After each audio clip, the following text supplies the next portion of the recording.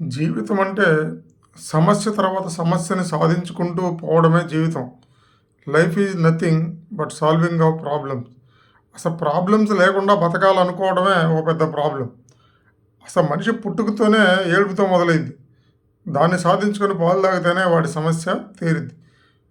నీటిలో ఈదే చేపకి ఏ పెద్ద చేప తినొచ్చుద్ది దానికి ప్రాబ్లం.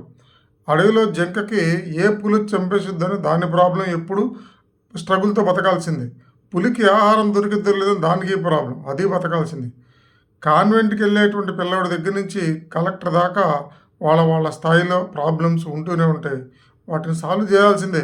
హోంవర్క్ చేయకపోతే టీచర్ కొట్టిద్దని వాడికి ప్రాబ్లం, పని చేయకపోతే ముఖ్యమంత్రి ఆఫీస్ నుంచి కాల్ వచ్చిందని కలెక్టర్ గారికి ప్రాబ్లం. సీత కష్టాలు సీతకుంటే పీత కష్టాలు పీతకుంటాయి. మరేంటి, ఆ ప్రాబ్లంకి సొల్యూషన్ ఎతకటమే జీవితంలో ఆనందం, అంతకుమించి వేరే ఏముండదు. ప్రాబ్లమ్స్ ఉండకూడదు నాకు అనుకోవద్దు. అసలు అనుకుంటే జీవితం బోరు కొట్టిపోయింది. పుట్టిన దగ్గర నుంచి చనిపోయిన దాకా ఒక సమస్య సాల్వ్ అయితే దాని ముందు ఇంకో సమస్య వచ్చి నిలబడిద్ది.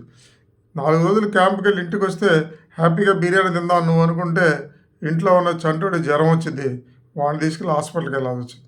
వాడి జ్వరం తగ్గింది అనుకుంటే మళ్ళీ ఆఫీస్ నుంచి ఫోన్ వచ్చింది. ఉద్యోగం రావాలనేది ఉద్యోగం లేనోడికి ప్రాబ్లం అయితే వచ్చినాక ఆఫీసులో ఉండే ప్రాబ్లమ్స్ వాడికి ఉంటాయి. రిటైర్ అయినాక బాగుందాం అనుకుంటే అప్పుడు ఆరోగ్య ప్రాబ్లమ్స్ వస్తాయి.